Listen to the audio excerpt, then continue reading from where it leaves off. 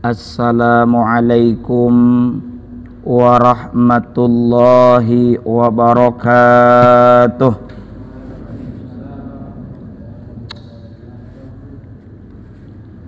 Alhamdulillahi rabbil alamin, wabihi nasta'inu ala umurid dunya waddin, wassalatu wassalamu ala ashrafil anbiya'i wal mursalin, sayyidina wa habibina wa syafi'ina wa maulana Muhammad wa ala alihi wa sahbihi ajma'in. Amma ba'du, subhanaka la ilma lana illa ma 'allamtana innaka antal alimul hakim. Rabbi syrah li sadri wa yassir li amri wahlul 'uqdatam min lisani yafqahu qawli. Rabbi zidni ilma warzuqni fahma birahmatika ya arhamar rahimin. Para bapak, saudara sekalian jamaah Masjid An-Nur PT Asra Komponen Indonesia yang mudah-mudahan senantiasa ada dalam rahmat dan ridha Allah Subhanahu wa taala. Puji syukur kita panjatkan kehadirat Allah. Sebagai ungkapan syukur kita berucap alhamdulillah atas segala karunia nikmat dari Allah taala, sebab pada kesempatan hari ini kita bisa melakukan aktivitas seperti biasanya. Dan semoga aktivitas yang kita kerjakan ini mendapatkan ridha dan barokah dari Allah Subhanahu wa taala.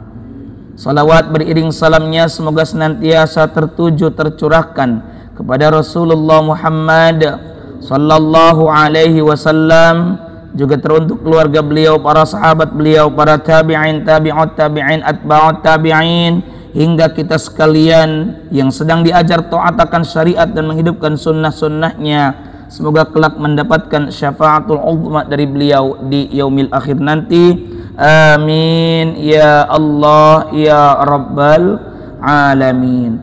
Mengawali pengajian pada kesempatan hari ini, Senin 2 Sya'ban 1445 Hijriyah, bertepatan dengan Senin 12 Februari 2024 Miladiyah. Kita awali pertemuan ini dengan baca suratul Fatihah. Semoga dengan keberkahan suratul Fatihah ini Allah mudahkan segala urusannya, hasil maksud yang dicita-citakannya. Ala hadhihi niyyah wa ala kulli niyyatin salihah wa ila hadratin nabiyil mustafa Muhammadir Rasulillah sallallahu alaihi wasallam wa ala alihi wa azwajihi wa dhurriyyatihi wa ahli baiti wa liman dakhala fi baitil kiram syai'un lillahi lahumul fatihah. A'udzu billahi minasy syaithanir rajim. Bismillahirrahmanirrahim. Alhamdulillahi rabbil alamin. Ar-rahmanir rahim. Maliki yaumiddin. Iyyaka na'budu wa iyyaka nasta'in.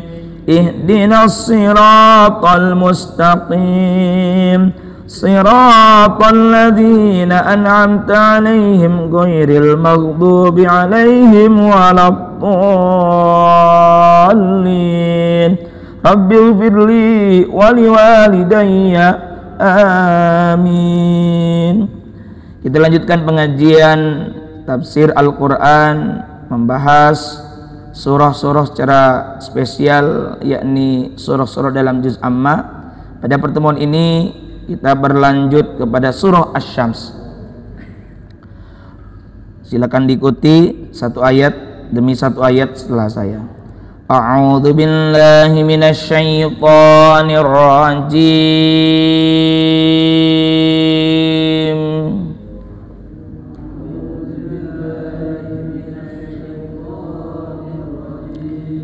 Bismillahirrahmanirrahim.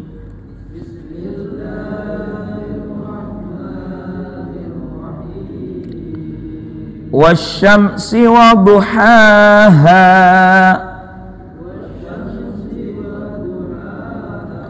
wal qamari idza talaha wan nahari idza jallaha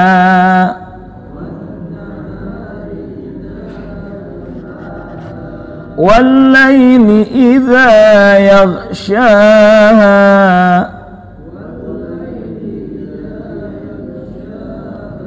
was samaa'i wa ma banaha wal ardi wa ma tahaha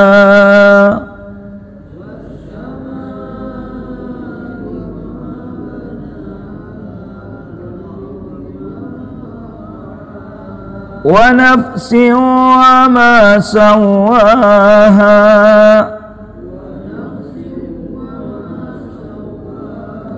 فألهمها فجورها وتقواها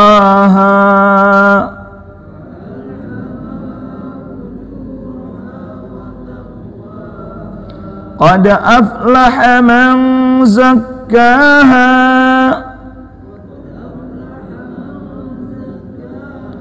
وقد خاب من دساها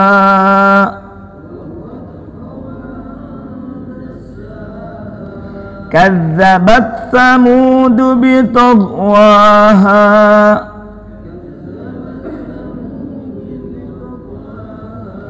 إذ انبعث أشقاها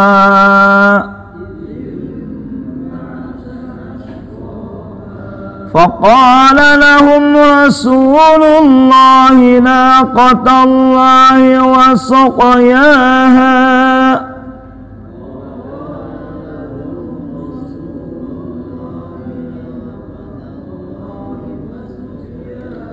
فكذبوه فعقروها فدمدم عليهم ربهم بذنبهم فسواها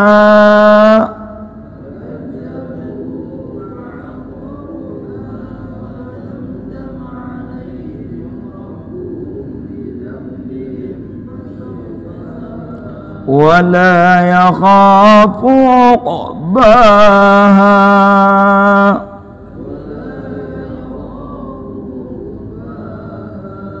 Ya, sadaqallahul azim. Kita tajwidnya. Wasyamsi, ini alif lam syamsiyah. Gampang, sederhananya kalau ada alif lam kemudian hurufnya itu bertasdid, itu adalah alif lam syamsiyah. Wasyamsi, contoh lain surah Ad-Duha, wadduha, itu contoh bacaan alif lam syamsiyah. Kalau alif lam qamariyah mana contohnya? Ya ini ayat kedua, wal qamari, al qari'ah, alhamdu, itu contoh alif lam qamariyah. Wasyam, nah, di situ ada mim sukun. Ingat, mim sukun itu hukum bacaannya ada 3. Kita pakai diagram, ada 3. Jika mim sukun bertemu dengan mim lagi, namanya adalah idgham mimi atau idgham mutamatsilain, didengungkan. Lahum mathala. Yang kedua, apabila mim sukun bertemu dengan ba, namanya hukum ikhfa syafawi, disamarkan. Tarmihim bihija, tarmihim bihija, nah, itu ikhfa syafawi. Satu lagi, apabila mim sukun bertemu dengan selain mim dan selain ba, pantangannya 2, mim dan ba, itu namanya izhar syafawi. Izhar itu jelas. Apa yang jelas? Mimnya. Syafawi di bibir. Contohnya ini, apabila mim sukun bertemu dengan selain mim selain ba. Contoh, wasyamsi, alhamdu, an'amta. Itu diantara contoh-contoh izhar syafawi. Cukup, kita langsung ke tafsir.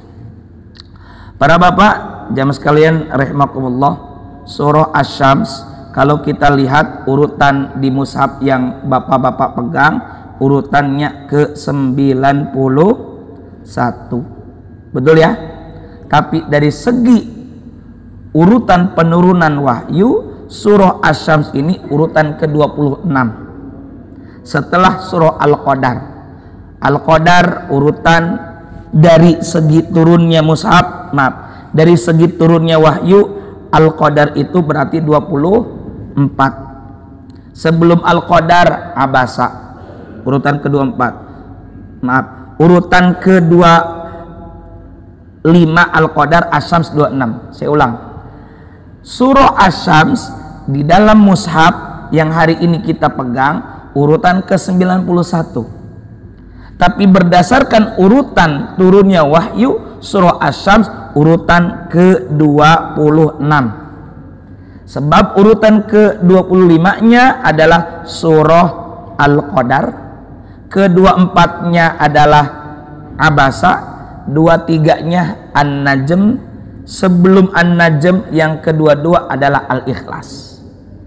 Karena kita maklum bersama urutan turunnya wahyu yang pertama itu kali pertama turun adalah surah Al-Alaq. Yang keduanya Al-Qalam, Nun wal qalami wa ma yasturun. Yang ketiga Al-Muzammil. Yang keempat Al-Muddathir, kelima Al-Fatihah.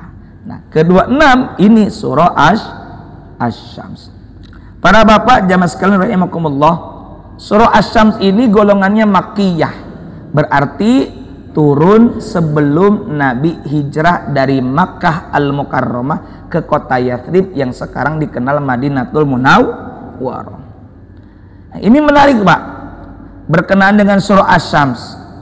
Surah Asy-Syams disebutkan dalam beberapa hadis, diantaranya adalah ada kisah yang sangat populer tentang sahabat Mu'adz bin Jabal radhiyallahu anhu, bahwa apabila sholat hendaklah membaca surah, salah satunya surah Asy-Syams ini. Ini riwayat dari sahabat Jabir radhiyallahu anhu. Jabir ini berkata, "Shalla Mu'adz bin Jabalin al-Ansari." Pernah sholat, yakni seorang sahabat namanya Mu'adz bin Jabal al-Ansari. Satu waktu Mu'adz bin Jabal al-Ansari sholat li ashabihi, untuk sahabat-sahabat yang lain, berarti beliau jadi imam. Satu waktu sholat ini Mu'adz bin Jabal sebagai imam memimpin makmum jamaah para sahabat. Kala itu sholatnya adalah al-isya'a, yakni sholat isya.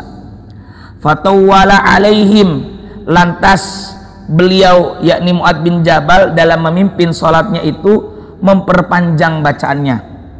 Tawwala, tawil secara bahasa artinya panjang, berarti bacaannya panjang, surah yang dibaca panjang ya. Fatawwala alaihim, lantas beliau Mu'adz bin Jabal ini memperpanjang sholatnya dengan memperpanjang bacaan surah alaihim untuk para sahabat, untuk jamaahnya. Fansarafa rajulun ya. Lantas ada seseorang yang keluar dari minna, dari kami, artinya dari jamaah. Fasalla, lantas sholat ini selaki-laki sendirian. Fa ukhbira Mu'adzun anhu, kemudian Mu'adz pun dikabarkan tentang keadaan orang itu ya. Faqala, kata Mu'adz begini tentang laki-laki yang keluar dari jamaah tadi, innahu munafikun, sesungguhnya orang itu termasuk munafik karena keluar dari jamaah sholat. Padahal alasannya karena apa? Panjang. Falamma balagha dzalikar rajula dakhala ala Rasulillah sallallahu alaihi wasallam. Ketika perkataan Mu'adz tadi sampai kepada si laki-laki tadi, maka laki-laki itu pun mendatangi kepada Rasulullah Muhammad sallallahu alaihi wasallam. Fa akhbarahu ma qala Mu'adzun. Lantas si laki-laki tadi mengabarkan kepada Kanjeng Nabi tentang apa yang dikatakan oleh Mu'adz bin Jabal, bahwa saya ini dituduh sebagai orang munafik hanya karena keluar dari jamaah sholat, padahal jamaah tersebut yang dipimpin oleh beliau sholatnya lama, bukan lama deh, lama, bukan lila deh, lila ya, saking lila nah gitu. Si mending lah kalau baca surah An-Naba ini bisa sampai Al-Baqarah gitu ya. Ya. Faqala lahun nabiyyu sallallahu alaihi wa alihi wasallam. Lantas Nabi pun berkata menasehati kepada Mu'adz bin Jabal, aturidu antakuna fattanan. Apakah engkau wahai Mu'adz bin Jabal ingin menjadi orang yang suka fattanan, yang suka membuat fitnah? Ya Mu'adz, kamu mau jadi apa? Hai Mu'adz, apakah kamu mau jadi orang yang suka membuat fitnah? Jadi sholat lama-lama itu bisa menimbulkan fitnah. Idza amamtan nas, kata Nabi nih, idza apabila amamtan nas, kamu mengimami orang-orang, faqra bisyamsi wa duhaha, maka cukup bacalah surah wasyamsi wa duhaha. Standarnya begitu. Ya, sedangnya begitu kira-kira. Enggak panjang, enggak pendek, 15 ayat ya. Wasabbihisma rabbikal a'la, dan baca surah sabbihisma rabbikal a'la ya. Panjang pendek sabihis, sedang. Saya nggak bilang panjang, nggak bilang pendek, karena kalau kita dulu ngaji yang turutan nyambung ke lam yakunin udah panjang itu, betul nggak? Yang dulu ngalamin anakum ayanakum dulu tuturutan teori Baghdadi ya, di tiap beres ngaji tuturutan pasti ngaji wassalamu ya kan. Nah, itu rata-rata lam yakunil ayat yang surah yang cukup panjang, padahal sedang itu adalah kira-kira seperti wasyamsi waduha ya. Termasuk sholat Jumat itu bagusnya memang sunnahnya rakaat pertama surah Sabihis, rakaat kedua Al-Ghasyiyah. Tapi kalau saya menyesuaikan, tetap mengikuti sunnah, rakaat pertama Sabihis, rakaat kedua Alam Nasr, cukup ya enggak? Kita mengikuti gitu. Waqra bismi rabbik, dan kalau mau juga baca surah Iqra. Nah, ini 19 ayat agak panjang kayaknya gitu ya. Nah, wal laili idza yaghsha, kata Nabi, dan baca al-lail. Itu ya silahkan di dalam kitab Sahih Muslim. Atau yang menarik Pak, bagaimana Nabi mengingatkan prinsip sebagai seorang imam. Ada sebuah riwayat dari Abu Hurairah radhiyallahu ta'ala anhu, Nabi sallallahu alaihi wasallam bersabda, idza shalla ahadukum, apabila salah seorang di antara kalian salat linnasi, untuk orang-orang, maksudnya mengimami jamaah, falyukhaffif, maka ringankanlah. Kenapa ringankan? Fa inna fihi mudha'ifa, karena sesungguhnya di antara mereka ada yang lemah. Mungkin lemah iman, ada yang baru belajar agama, ada yang lemah secara fisik. Wasaqima, siapa tahu di antara jamaah itu ada orang yang sedang sakit. Wal kabira, dan di antara jamaah itu ada yang sudah sepuh, yang sudah tua. Lah ini bagaimana? Jamaah yang ada di An-Nur, ya di An-Nur juga ada yang melakukan dan melanjutkan aktivitasnya, jangan lama-lama. Fa idza shalla li nafsihi, maka apabila salat untuk dirinya, berarti salat sendiri, falitawil masya'a, maka silahkan kalau mau panjang silahkan, falitawil, panjangkan, masya'a, sesuka hatinya, silahkan. Ini muttafaqun alaih, Sahih Bukhari, Sahih Muslim, silahkan ya. Kalau kita mau mengimami dalam qiyamul lail dengan surah-surah yang panjang, ya silakan, karena itu memang sudah settle, sudah terbiasa memang mau untuk panjang-panjang berlama-lama, silakan. Tapi kalau kita di masyarakat umum atau awam, ya sesuaikan. Makanya imam sebelum memimpin sholat seringkali melihat ke belakang, ke arah jamaah, satu untuk memastikan jamaah itu siap, yang kedua melihat bagaimana dari segi usia, dari komposisi jamaahnya. Pun demikian dalam penyampaian khutbah, jangan lama-lama gitu, sesuaikan ya, sedanglah, tidak lama tidak pendek, 15 menit sudah all in istilahnya gitu ya, jangan lama-lama, menyesuaikan. Jangan sampai mentang-mentang khotib melihat di pojok jamaah itu ada yang nangis, Masya Allah, dia panjangin, pede, wah ini kayaknya ini meresapi apa yang saya sampaikan, disampaikan panjang lagi, Masya Allah, sampai 20 menit, kelamaan itu. Ketika beres, turun, selesai sholat, disapa orang yang nangis tadi. Kenapa bang nangis? Karena khutbah saya ya? Bukan pak, saya lihat jenggot Ustadz jadi ingat kambing saya yang hilang, jadi saya sedih gitu. Jadi jangan dulu pede gitu ya, tetap aja cukup 15 menit ya. Malah di beberapa tempat itu maaf bukan berarti tidak sopan kepada Ustadz, kepada kiai ya, mohon izin misalnya di situ kiranya khutbah tidak lebih dari 15 menit, nggak apa-apa, standar demikian gitu ya. Ya kalau ngaji ya beda lagi, ngaji ya sedang 30 menitan sampai sejam lah kira-kira. Tapi kalau misalnya khutbah kan ya cukup, poinnya adalah wasiat, takwa dan tercukupi rukun khutbah yang 5 itu begitu. Nah, kita lanjut. Nah, bismillahirrahmanirrahim. Wasyamsi waduhaha. Ai bau'iha, wasyamsi demi matahari, waduhaha demi sinarnya matahari, bau'iha sinarnya. Para bapak jamaah sekalian rahimakumullah, cukup menarik diksi pemilihan kata daripada Al-Quran. Demi matahari dan sinarnya di pagi hari, Allah bersumpah dengan makhluk-makhluk ciptaannya sesuai dengan yang Allah kehendakinya. Seperti apa? Matahari, salah satu makhluk besar ciptaan Allah yang diketahui oleh kita seluruh manusia di muka bumi adalah matahari, di mana setiap hari kita manusia tidak pernah luput dari sinar yang dipancarkan oleh matahari. Kemudian Allah juga bersumpah dengan sinar di waktu duha, waduhaha. Waktu duha itu lebih kurang dimulai sejak kurang lebih 15 menit setelah matahari terbit dan berakhir kurang lebih 10 menit sebelum adzan zuhur dikumandangkan, maka itu masih ada waktu duha. Tapi kalau bapak salat subuh berjamaah di masjid, dilanjutkan dengan zikir, wirid, i'tikaf, berdiam diri di masjid sampai tiba waktu terbitnya matahari atau disebut dengan isyraq, kemudian bapak sholat sunat isyraq, ya nggak pas banget gitu ya, kira-kira lebihin dikit bapak sholat sunat, maka pahalanya seperti apa? Ibadah umrah yang sempurna. Jadi pulang nanti dari masjid, alhamdulillah mah sambut dong nih bapak baru beres umroh. Wah nu bener, pan kata Nabi begitu gitu ya.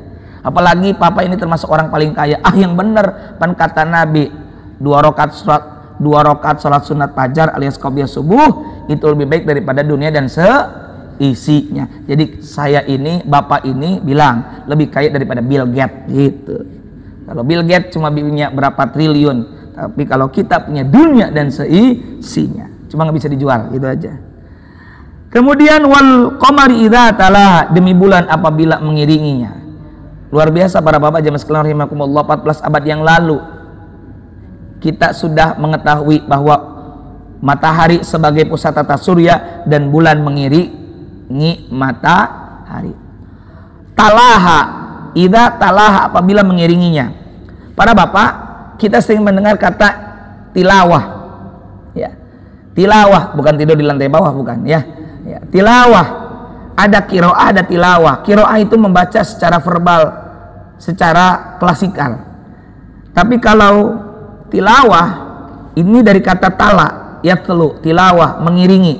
Berarti membaca Al-Quran dengan istilah tilawah adalah memiliki makna membaca Al-Quran dengan mengiringi berupa pemahaman, diiringi dengan penghayatan. Demi bulan apabila mengiringi, yaitu bulan ketika mengikuti matahari. Berarti yang menjadi pusat tata surya tetap adalah matahari, yang punya sinar adalah matahari. Bulan ya cahaya, karena bulan itu muncul setelah matahari terbenam. Nah, sebagian para ulama menyatakan hikmah dikatakan rembulan mengikuti matahari itu kenapa? Karena bulan tidak mengeluarkan cahayanya sendiri, tetapi membiaskan cahaya matahari. Masya Allah, terbukti sainsnya. Inilah bukti mukjizat. Wan nahari idza jallah, demi siang apabila menampakkannya, yakni ketika menyingkapnya. Karena tadinya gelap, tersingkap kegelapan itu, muncullah apa? Siang karena adanya sinar matahari. Wal laili idza yaghshaha, demi malam apabila menutupinya, yakni ketika menutupi matahari sehingga keadaan menjadi gelap gulita. Was samai wa ma banaha, demi langit dan pembangunannya. Ya.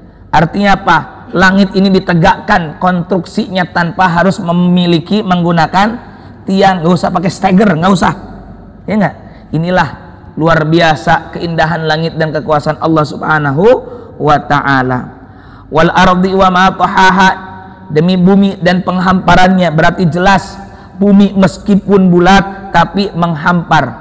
Coba kalau bumi ini bulat, benar-benar bulat, dan kita ini mengikuti bentuk bulat, wah bingung kita tidur, ya.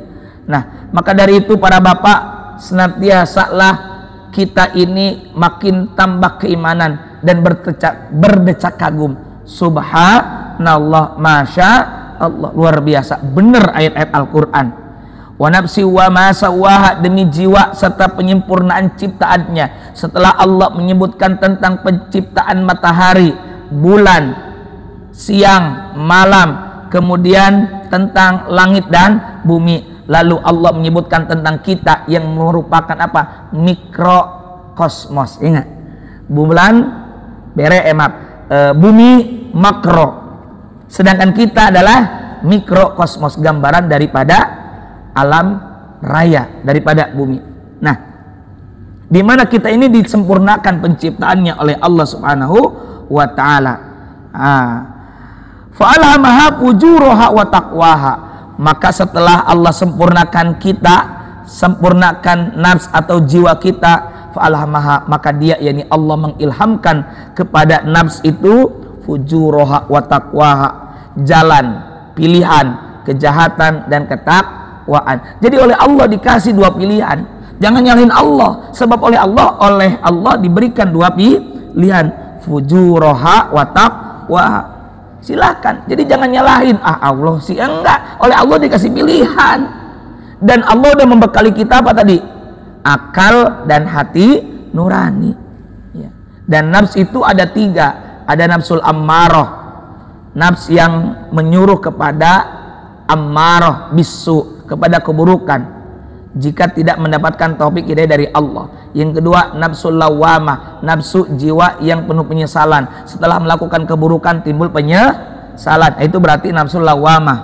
Atau karena melakukan kebaikannya sedikit, aduh coba tadi saya sedekah banyak, nah itu juga sama, nafsul lawamah, penyesalan. Ada lagi nafsul mutmainnah, nafsu yang penuh ketentraman, jiwa yang penuh ketentraman. Itulah yang mendapatkan taufik ridho dari Allah Subhanahu wa Ta'ala. Kemudian qad aflaha man zakka, setelah disajikan nih manusia itu telah diberikan dua pilihan, maka apa kata Allah? Qad, sungguh, aflaha, beruntung, man, orang zakah yang menyucikan jiwanya dengan mengerjakan, memilih amal ketakwaan. Wa qad khaba man dassaha, dan sungguh amat merugi orang yang mengotorinya. Maksudnya dengan memilih jalan kefasikan.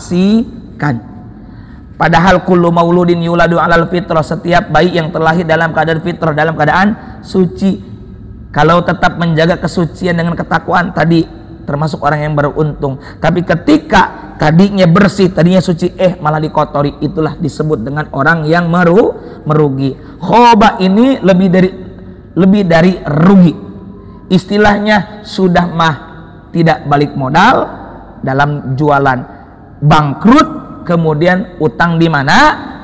Istilah lain, sudah jatuh, tertimpa tangga, tangganya kena cantengan, kena bisul juga. Nah, itu namanya sudah amat rugi.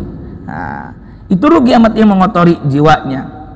Nah, kemudian kadzabat Tsamud bitaghwaha.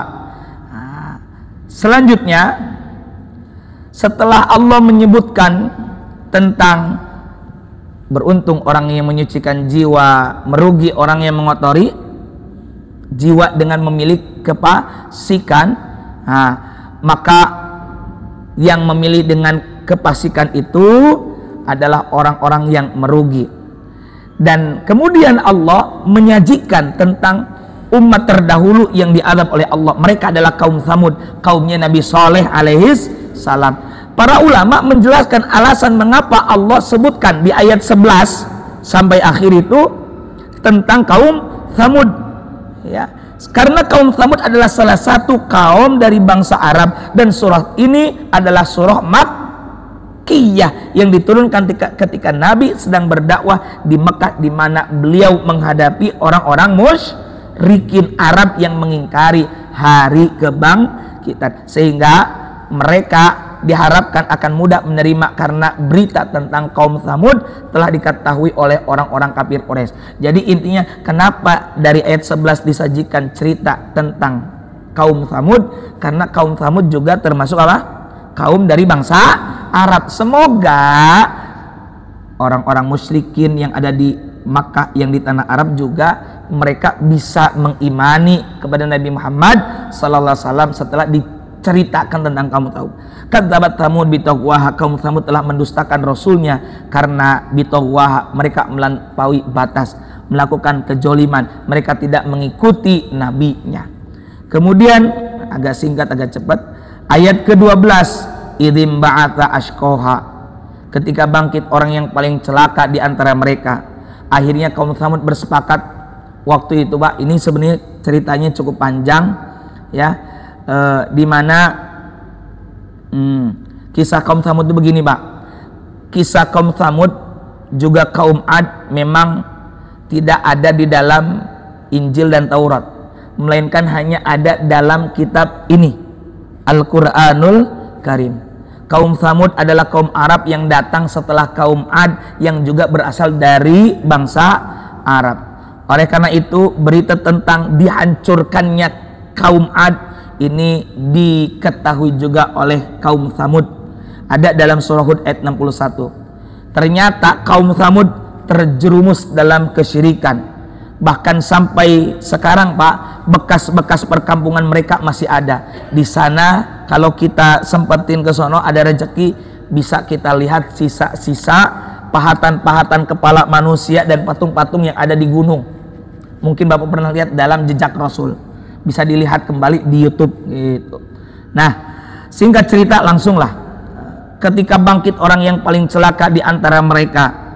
Kemudian di ayat ke-13-nya, faqala lahum Rasulullah naqatallahi wa suqyaha, lalu Rasul Allah yakni Nabi Saleh berkata kepada mereka, ya, biarkanlah naqatallah, unta betina dari Allah ini, wa suqyaha, dengan minumnya. Fakadzabuhu faqaruha, namun mereka mendustakannya, faqaruha, dan menyembelihnya. Fadamdama alaihim rabbuhum bidzambi masawwaha, karena itu Allah Tuhan mereka membinasakan mereka karena dosanya. Fasawwaha, lalu diratakanlah mereka itu dengan tanah. Artinya Allah menghancurkan mereka karena mereka berbuat dosa. Mestinya mereka kaum Tsamud yang telah tahu tentang Ad, juga kaum kafir Quraisy, mereka bisa belajar dari umat terdahulu. Kita juga sama, jangan sampai kita melakukan perbuatan dosa, karena perbuatan dosa itu bisa membinasakan kita. Wa ma asabakum min musibatin fabima kasabat aydikum wa yafu an katsir, dan musibah apapun yang menimpa kamu adalah karena perbuatan tanganmu sendiri, dan Allah memaafkan banyak dari kesalahan-kesalahanmu. Surah Asy-Syura 30. Jadi hati-hati dengan perbuatan dosa. Terakhir, wala yakhafu uqbaha, dan dia tidak takut terhadap akibatnya. Artinya para bapak jemaah sekalian rahimakumullah, orang yang ingkar mereka tidak takut terhadap akibatnya, tapi kita yang beriman berusaha senantiasa memperkokoh keimanan dan takut kepada murkanya Allah Subhanahu wa taala. Semoga Allah taala menjaga kita dan terutama memberikan keistiqomahan, taufik, hidayah, inayah untuk senantiasa melakukan amal ketaatan kepada Allah Subhanahu wa taala. Amin ya Allah ya rabbal alamin. Shadaqallahul azim. Allahumma rahamna bil Qur'an waj'alhu lana imamau wa nura wa hudan wa rahmah. Allahumma dzakirna minhu ma nasina wa 'allimna minhu ma jahilna warzuqna tilawatahu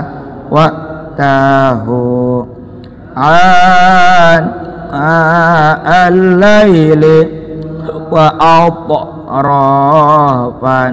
nahar waj'alhu lana hujjatan ya rabbal alamin. Alhamdulillahirrahmanirrahim. Wallahul muwaffiq ila aqwamit thariq.